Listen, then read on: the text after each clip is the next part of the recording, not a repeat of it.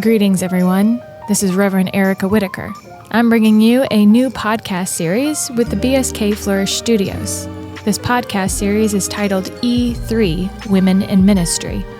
E3 meaning equipping, empowering, and educating theological institutions and churches all around the world about the importance of women in ministry. We hope you enjoy this podcast. Well, I am so excited to introduce you to somebody that you probably already know, Reverend Dr. Amy Butler, who is amazing, but also so encouraging for me as a woman in ministry and has been encouraging me for over the past decade, like many women who are going into ministry or trying to stay in ministry and trying to find their own voice. And we are thrilled to have you on board. And we're so glad that you're able to join us for this podcast about equipping, empowering, and educating people on the importance of women in ministry and leadership roles. Good to have you with us. I'm so delighted to be here. I'm always happy to talk with you, Erica. Thank you. And thanks for the kind words. Oh, of course. And thank you for your work. And we know that you're in the midst of some important work around not just publishing a new book, but promoting it. Let's just start with that since that is fresh on your mind. Beautiful and Terrible Things. What is this book about? So the book, Beautiful and Terrible Things, is a collection of essays about relationships that have changed me, changed my life, made my heart a little softer, hopefully made my showing up in the world a more healing exercise. And I have to say, it felt silly being on this book tour talking about these experiences that have changed me while we're watching the Middle East blow up. And it just seems so insignificant. But I think that's why a lot of us do the work that we do, because we believe that the only thing that can substantially shift us and soften our hearts is hearing each other's stories and finding the humanity in another person. And I don't know about you, Erica, but that's a big part of why I do the work of the institution, because I consistently hope that we're building communities that are impacting the world around us. This is so much a part of your current work, your legacy work as a pastor, as a community leader, as really a global representation of what it means to build communities of faith. But how difficult is it to build these communities of faith when we're still struggling and wrestling against hierarchical systems like patriarchy, where women don't always have a voice, or they haven't been able to be equipped or empowered or even educated in the realm in which healthy communities can thrive by including women in leadership roles? Oh, this is such an important question. 20 years ago, I was at a denominational meeting and someone pulled me aside, and it was an older man, and he said, you're one of the first women in our denomination who's taken a pastorate. What do you think we can do to support women? And I said to him then, give us MBAs. Like, give us the tools that we need to take a failing institution and to reimagine a future. Because we know what happens. It's women who get the institutions that are failing. And when our institutions are failing, fear rises inside of our systems.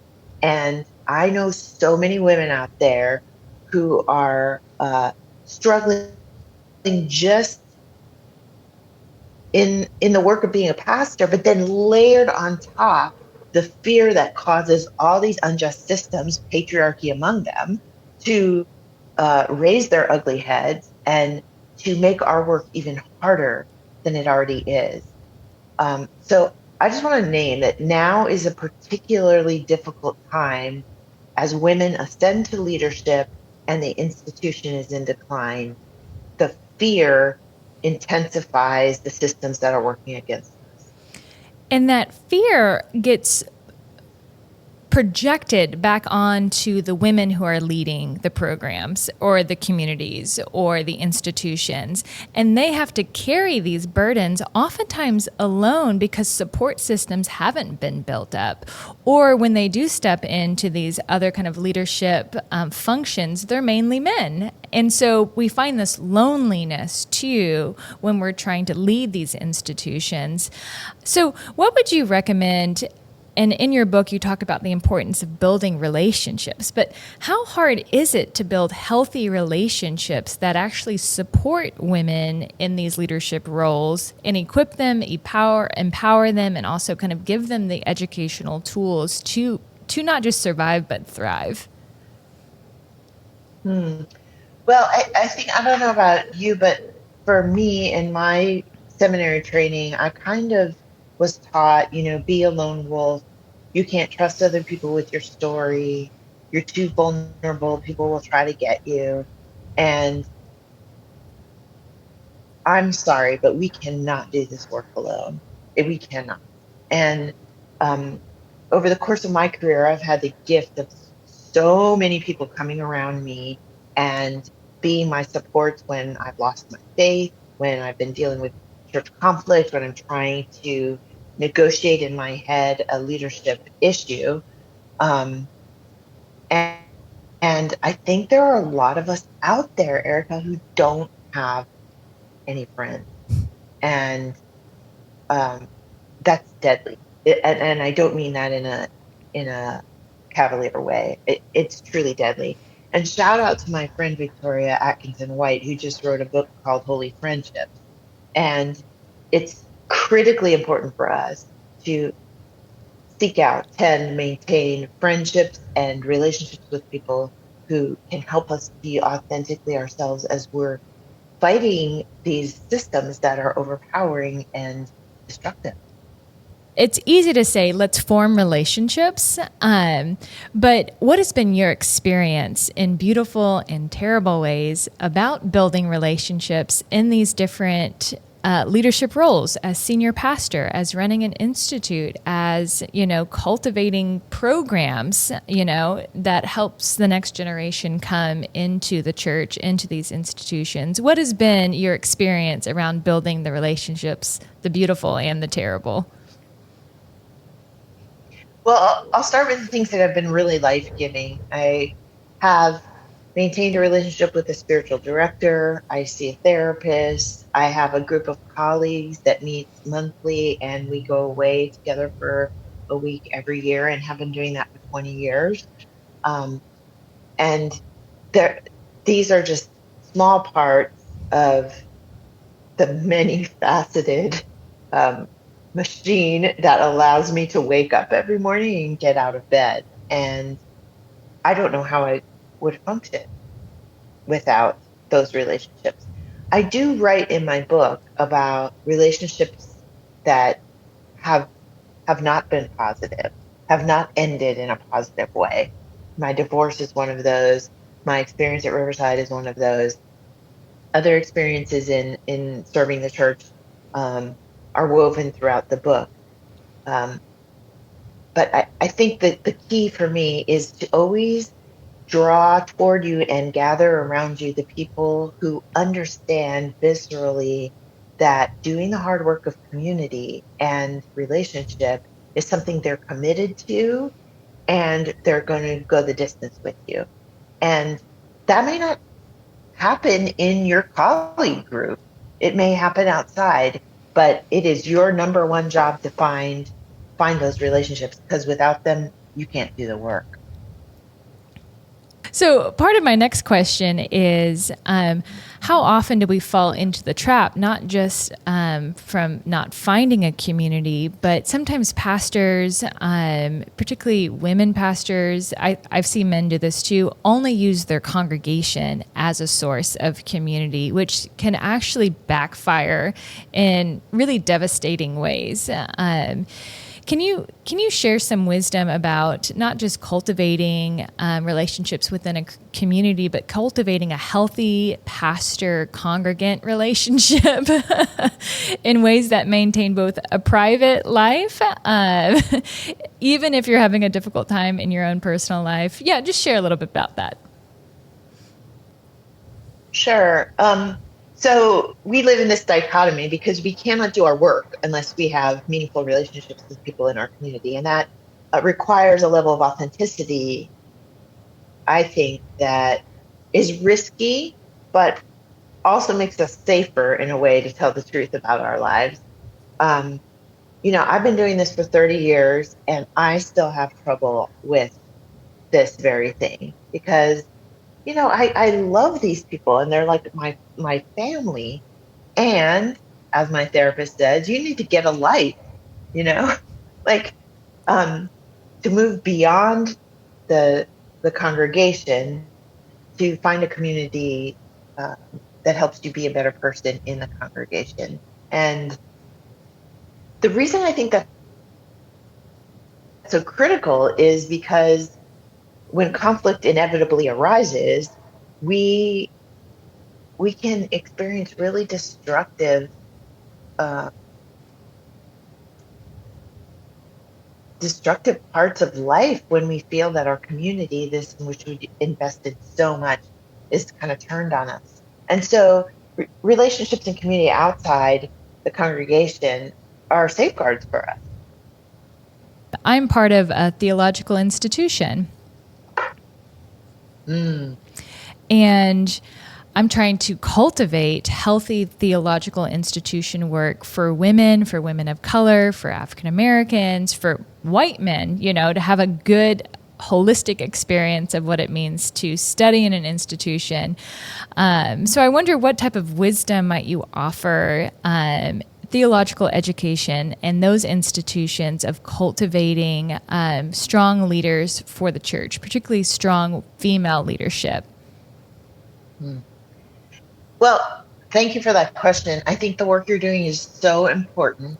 And I think because of the big shifts in theological education in this moment, people are really questioning um, many parts about uh, the, the work of the academy.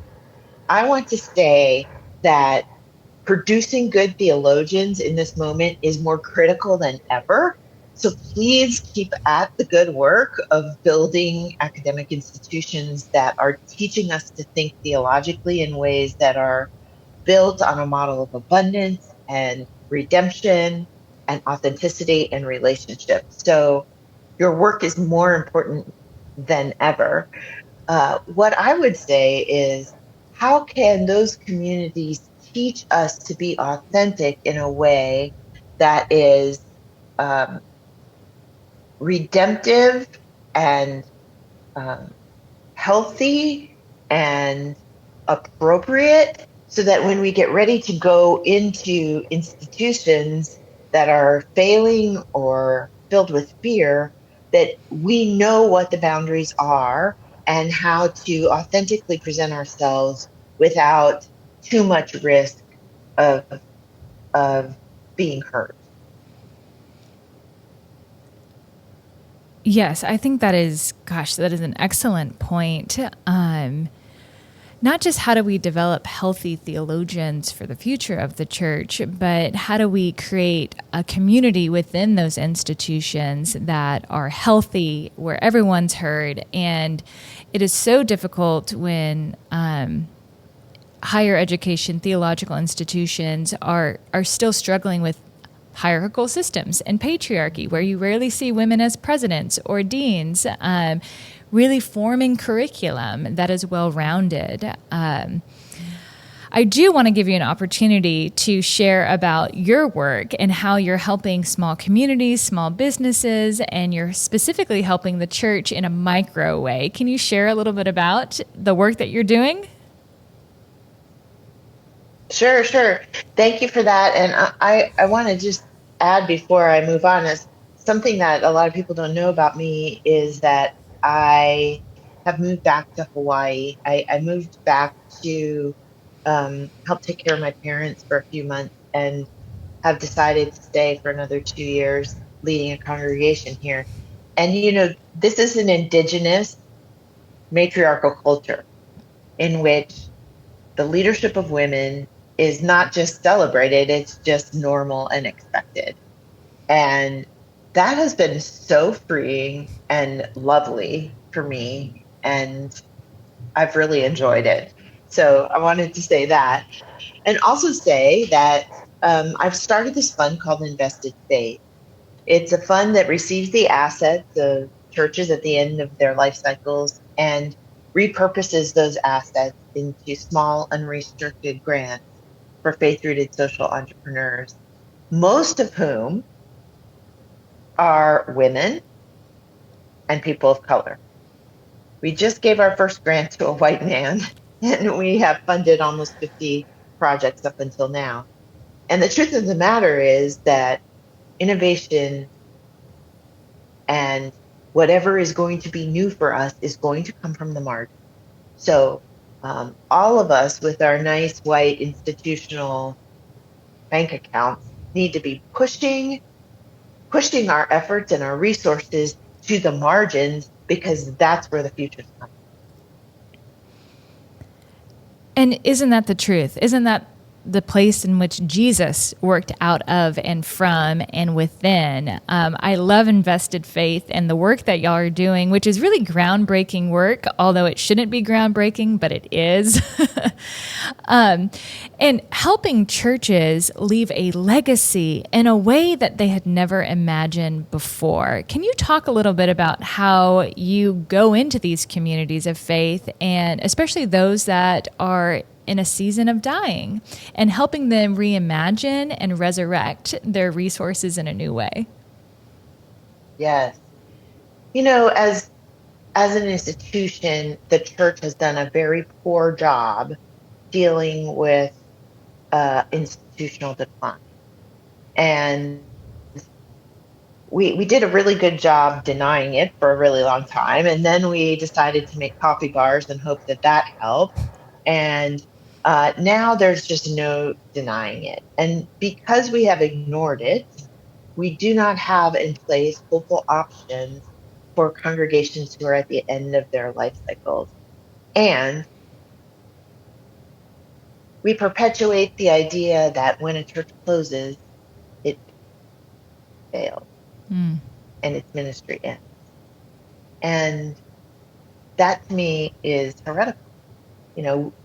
We are people who believe in the central story of our faith, death, and resurrection. And so resurrection comes always out of death. And so what we do is go in and talk with congregations or legacy boards and remind them that all of the weddings and baptisms and moments of clarity and coming to faith and everything that has happened in this building over the last 80 years is not done. It just is becoming the groundwork for God's next work in the world. And by leaving a legacy that continues and continues funding all of these social entrepreneurs all over the country, we are throwing out seeds in much the same way that Jesus taught us to do. The seeds don't belong to us. Our only job is to let the wind carry them and see where God takes us. It's like trusting the Holy Spirit. It's a really strange concept. Especially in a world that puts so much effort on, okay, how can we strategically make all of these plans that will benefit our community, us, me, instead of looking beyond that.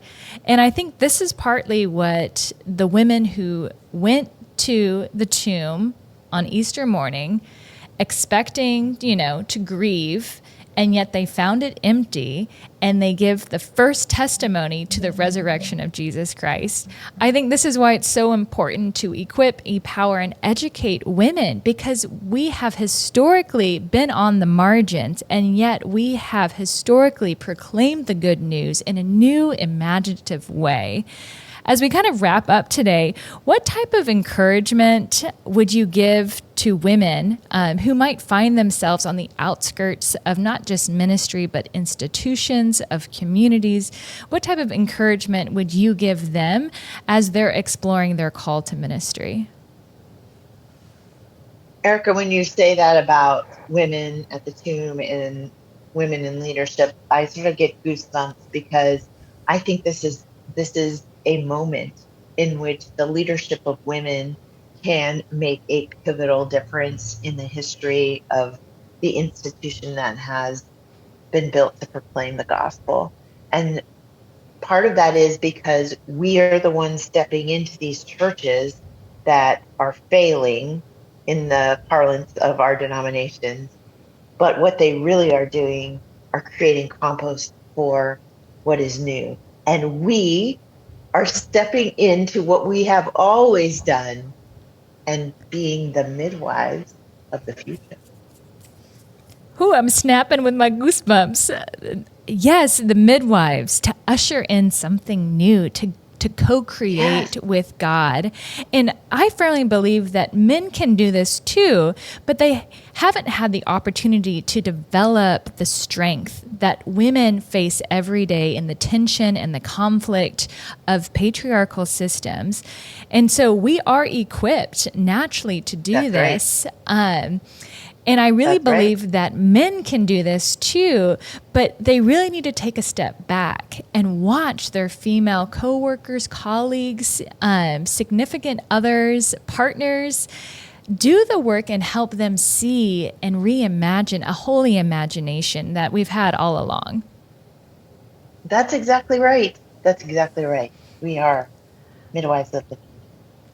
I love that. And I am so grateful for the work that you have been doing, the work that you continue to do on the local level in your congregation in Honolulu, on the national level with Invest Faith, on a personal level with your own book, Beautiful and Terrible Things. Thank you so much. Is there anything else that you'd like to offer before we wrap everything up?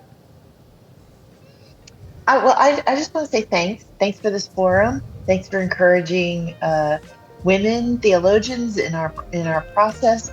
And I want to say to those who are listening, please don't give up. We need you so badly. Please don't give up. If you've enjoyed this podcast, I hope you will take a moment to make a contribution so that we can continue to make excellent content like this podcast and so many others that we have planned. You can do so by going to bsk.edu and click on the Give button. Thank you so much for your support.